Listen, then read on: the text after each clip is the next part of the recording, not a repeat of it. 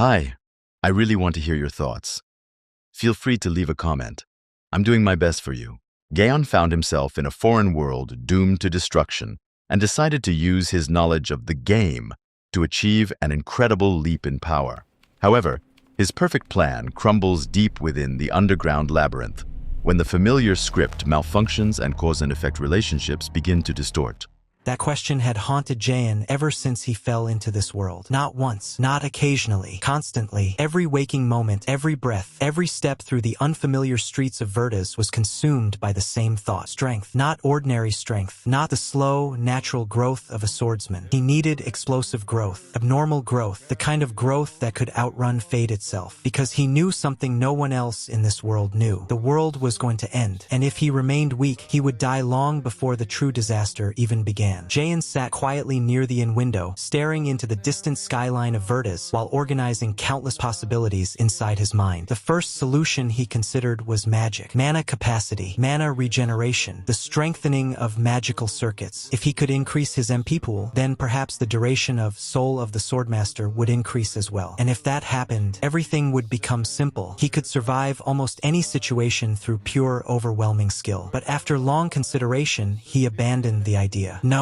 it's inefficient. Magic relied heavily on talent. Without a natural foundation, growth was painfully slow, and his current magic stat was pathetic. A single point, not even a properly formed mana circuit existed inside his body. Trying to force magical growth now would be like pouring water into a broken vessel. Possible? Maybe. Efficient? Absolutely not. Jayan slowly clenched his trembling hand. His body was weak, painfully weak. Even minor exertion left him breathless. His muscles ached constantly. His head pounded for no reason. This body could barely survive daily life, much less the catastrophic future approaching this world. No matter how talented the sword is, it still needs a body to wield it. That was the conclusion he reached. Before mana, before techniques, before grand ambitions, he needed a foundation, strength, agility, endurance, and there was only one shortcut he knew. The Earth Dragon. Far beneath Labyrinth Village, hidden deep underground, slept a monster whose corpse alone could completely transform his physical abilities. That was his target. That was his first real gamble, and if he failed, he would simply die underground like countless adventurers before him. Merchants shouted over each other from every direction. Metal clanged, animals cried, steam rose from food stalls in thick waves. The entire market looked alive. Jayan walked calmly through the chaos while Adelia followed several steps behind him, carrying a backpack now overflowing with strange supplies. Earplugs, silk cloth, empty chests, spices, various odd tools. Adelia looked increasingly confused with every purchase. Sir Jayan, are all of these truly necessary? Yes, that was all he answered. Jayan never explained more than needed. To Adelia, his actions often appeared random, mysterious, impossible to predict, but in truth, every single purchase had purpose. Every item was preparation for survival. As they exited the market district, Jayan finally spoke again. How much do you know about Labyrinth Village? Adelia hesitated briefly. Only rumors. They say it's a lawless underground settlement filled with criminals and heretics. Jayan chuckled softly. That's only partially true. He continued walking while speaking calmly. Verdes was one of the safest cities on the continent due to its barrier protections. Naturally, people flocked there, but safe land inside the city walls was limited, expensive beyond imagination. Ordinary people could never afford to live there, so the poor moved outward or downward. They settled wherever the barrier's influence still reached. Over time, tunnels beneath the city became homes, then streets, then entire villages. That was how Labyrinth Village was born. At first glance, it barely resembled the horrifying rumors surrounding it. Children ran across hanging bridges suspended between cliffs. Warm soup boiled from roadside stalls. Workers laughed while carrying lumber and tools. It looked almost peaceful. Adelia stared around in visible confusion. This is Labyrinth Village? Yes. Jayan looked down toward the deeper tunnels below. But this is only the surface. The deeper one descended, the darker things became. The barrier weakened. Monsters appeared. Law disappeared. And eventually, only desperation remained. As they continued downward, the atmosphere slowly changed. The laughter faded. The light dimmed. Soon the streets became crowded with mercenaries, scavengers, drunks, and hardened adventurers. Sharp eyes followed them everywhere. Then suddenly, thump. Adelia grabbed a man's wrist mid-motion. The pickpocket screamed in pain as stolen supplies fell from his sleeve. Leave, Adelia warned coldly. The thief immediately fled. Jayan glanced sideways at her. Her senses truly were exceptional. Even now, despite all the danger around them, she remained calm calm and composed. That strength would become essential very soon. Chapter 3. Into the tunnels, the true labyrinth began where the last traces of sunlight disappeared. The air became damp, cold, heavy with the smell of dirt and mold. Torchlight flickered weakly against rough stone walls while distant echoes crawled endlessly through the darkness. Jayan's eyes narrowed slightly. This was familiar territory, not because he had physically been here before, but because he had explored this place hundreds of times through the game. Every fork, every danger, every hidden route, he remembered them all, and yet something still felt different, real, far too real. A translucent window suddenly appeared in the darkness. LV-11, without hesitation, Jayan spoke. Adelia! The goblin lunged from the shadows. A heartbeat later, Adelia's blade flashed. Slash. The creature's head rolled across the tunnel floor. Clean, instant, effortless. Jayan quietly studied the movement, the goblin's speed, its attack pattern, Adelia's reaction timing. His body was weak, but his perception had changed. Somehow, he could already visualize the movement of battle more clearly than before, as if his swordsmanship talent had begun awakening. The deeper they traveled, the more adventurers they encountered. Most parties traveled cautiously, hands near weapons, eyes filled with distrust, because Labyrinth Village was not merely dangerous due to monsters. Humans were often worse. Marauders, one adventurer muttered during a tense exchange. Men who hunted people instead of monsters. The tunnels were filled with them. Jayan remained calm through every encounter, but eventually one particular adventurer party drew his attention. Strong levels, balanced formation, an experienced guide, not amateurs, earth dragon hunters. The tension between both groups immediately became obvious. The adventurers attempted provocation, mockery, psychological pressure. They wanted Jayan to react first. A fight underground could easily be disguised as self-defense, but Jayan simply smiled faintly. "Thank you for the advice," he said calmly. "My adventure ends here." Then he turned around. The adventurers burst into mocking laughter behind him. Coward, weakling, rich noble playing explorer. Adelia looked utterly confused. "Sir Jayan, are we retreating?" "No." Jayan's gaze quietly shifted toward another tunnel. The path we need was never the same as theirs. That was the difference between ordinary adventurers and someone with hidden knowledge. Others searched blindly. Jayan already knew where the answer waited. Deep underground, beyond the cemetery, beyond the darkness, and somewhere far below, something else had already begun moving. Something that did not exist in the original scenario. Something capable of completely destroying the future he remembered. But Jayan did not know that yet. For now, he simply continued walking deeper into the labyrinth, toward the first major turning point of his fate. ACT2, Descent Chapter 4. The old cemetery, the deeper tunnels of Labyrinth Village, no longer felt like a settlement built by humans. They felt abandoned, forgotten. The warm noise of the upper district had long vanished behind them. No laughter, no merchants, no children running across bridges. Only silence remained, a suffocating, oppressive silence that seemed to grow heavier with every step downward. Torchlight flickered weakly against damp stone walls, while cold air drifted endlessly through the tunnels like the breath of something sleeping deep underground. Adelia quietly scanned the darkness around them. Even she seemed tense now. "Sir Jayan," her voice echoed softly. "What exactly are we searching for?" Jayan did not answer immediately. Instead, he continued walking until the tunnel finally opened into a vast underground graveyard. Crooked tombstones stretched endlessly beneath the darkness. Broken graves, collapsed crypts, weeds crawling across ancient burial grounds. The old cemetery. Adelia stopped completely. This place, the atmosphere itself felt wrong. Not merely abandoned, corrupted. Jayan slowly observed the surroundings. In the game, this place had always been dangerous, but seeing it in reality was entirely different. The smell of decay lingered thick in the air. Cold moisture crawled along the stone. The darkness itself seemed alive. "This cemetery used to be maintained," Jayan said quietly, "before the barrier weakened. Once the barrier's influence receded, monsters began appearing more frequently. Eventually, the residents abandoned the area entirely, and abandoned graves invited something else. Undead." A low groaning sound echoed from beneath the soil. Then another, then dozens more. Cracked earth burst open as skeletal hands clawed their way upward. Corpses dragged themselves from broken graves with stiff, unnatural movements. Rotting flesh hung from exposed bone. Empty eye sockets glowed faintly in the darkness. Adelia immediately stepped forward. Her sword left its sheath in a blur. The underground cemetery exploded into motion. One corpse lunged toward her, then another, then an entire wave. But Adelia moved without hesitation. Her teal aura ignited like sacred fire. Slash. A corpse split apart instantly. Another collapsed, then another. The undead surged endlessly, but before Adelia's holy aura, they looked pitiful, like dry leaves thrown into a storm. Jayan quietly watched the battlefield. The scene almost resembled purification exploration rather than combat. Adelia's swordsmanship was beautiful, precise, clean, merciless, and yet Jayan noticed something else. Even while cutting down the undead, Adelia's expression remained solemn, respectful. She did not hate the dead, she pitied them. Eventually, silence returned to the cemetery once more. Mountains of corpses covered the ground. Adelia lowered her blade slowly before kneeling beside the dead. She began whispering a quiet prayer. Jayan watched her silently. This world truly was different from the game. In the game, undead were simply enemies. Here, they were once people. Chapter 5, the mandrakes scream after the battle. The cemetery grew unnaturally still. Even the distant tunnel winds seemed quieter now. Jayan slowly walked deeper among the graves. He searched carefully, not with uncertainty, with memory. Every step followed hidden knowledge accumulated across countless playthroughs. And finally, he stopped. There. Adelia approached cautiously. First, she saw nothing unusual, only dark soil between old graves. Then her eyes widened. Mandrake. 3 strange roots protruded from the ground beneath the cracked earth. They looked almost human in shape, twisted, pale, unnatural. Even Adelia's calm composure faltered slightly. Mandrakes were legendary medicinal plants, extremely rare, extremely valuable, and these were no ordinary specimens. They had grown deep beneath Labyrinth Village while absorbing the energy of death for years. Top-grade elixirs. Jayan crouched beside them calmly. These are what we came for. Adelia looked at him with visible disbelief. How did you know they were here? Jayan answered without hesitation. A revelation. The lie came naturally now. Too naturally. And somehow that frightened him slightly. Still, Adelia accepted the answer. At this point, she had already witnessed too many impossible things. Jayan reached into his bag and removed several pairs of earplugs. Put these in. Adelia frowned slightly. Earplugs? The moment I pull the mandrake from the soil, it will scream. Jayan's eyes narrowed. And if you hear that scream directly, your mind may collapse. Adelia's expression stiffened immediately. Even she understood the seriousness in his tone. Carefully, she plugged her ears with cotton and cloth. Meanwhile, Jayan wrapped his hands around the first mandrake. The root resisted violently, as though alive. Then, R-I-I-E-K. The scream exploded through the underground cemetery. The sound was horrifying, sharp enough to pierce thought itself. Adelia instantly dropped to one knee while clutching her head. Even through the ear protection, pain flooded her mind. The scream echoed endlessly through the tunnels like a curse. Jayan felt the sound strike him directly, but another notification appeared before his eyes. Spirit Max resisted the mandrake's mental attack. He exhaled slowly. The passive effect had worked. Without hesitation, he wrapped the screaming mandrake tightly in silk and sealed it inside a chest. The scream abruptly stopped. Silence returned. Then he repeated the process with the second mandrake. Only one remained, and this final one was bait. Chapter 6. Donkey Elder. The scream continued echoing through the tunnels. Louder, further, deeper. Jayan calmly waited. Adelia, still pale from the mental attack, looked utterly exhausted. What exactly are we waiting for? Jayan smiled faintly. A guide. At first, only distant echoes answered. Then, Hihalwu. A donkey's cry erupted somewhere far away. The sound rapidly approached. Moments later, an old man burst into the cemetery while desperately chasing a gray donkey. The animal ignored him completely. Instead, it sprinted directly toward the remaining mandrake. Wait, Wilson, stop. Too late. Crunch. The donkey devoured the top-grade mandrake in a single bite. The old man froze in horror. Absolute horror. Jayan slowly stepped forward. You know how valuable that mandrake was, correct? The old man's face turned pale. Jayan already knew the truth. This old man was no ordinary guide. He was the Donkey Elder, one of the strangest hidden NPCs in the entire game. A man capable of safely reaching almost any destination underground. And more importantly, a man bound by a unique restriction that as long as he owed someone, he could never abandon them, never escape, never refuse repayment. Jayan understood this perfectly, which meant this situation was now completely under his control. The old man trembled helplessly. I don't have enough money to repay something like this. Jayan nodded calmly. That's fine. The old man blinked. You may repay the debt through labor, and thus the contract began. Installments, interest, guide service, complete obedience until the debt was repaid. Adelia silently watched the negotiation unfold. For the first time since meeting Jayan, she felt slightly unsettled, because Jayan was smiling. Not warmly, not kindly, but like someone moving pieces across a board only he could see. The labyrinth no longer felt chaotic. No dead ends, no collapsing tunnels, no monster ambushes. The old man navigated the underground pathways effortlessly while his donkey wandered ahead with lazy confidence. Jayan observed everything quietly. This was exactly why the Donkey Elder was invaluable. Without him, even experienced adventurers became trapped for weeks underground. Entire parties vanished in the deeper layers. But now, their descent resembled a quiet march march along hidden roads invisible to everyone else. The deeper they traveled, the stranger the tunnels became. The walls looked older, the stone darker. Sometimes distant vibrations rolled through the underground like sleeping thunder. The Earth Dragon. Even from this far away, its existence affected the labyrinth itself. Adelia remained unusually quiet during the descent. Perhaps the cemetery still lingered in her thoughts. Or perhaps she was beginning to realize how terrifying Jaehyun's hidden knowledge truly was. Meanwhile, far above them, events had already begun moving elsewhere. The Brickwood family had taken the bait. Rumors surrounding the heavenly dragon bird spread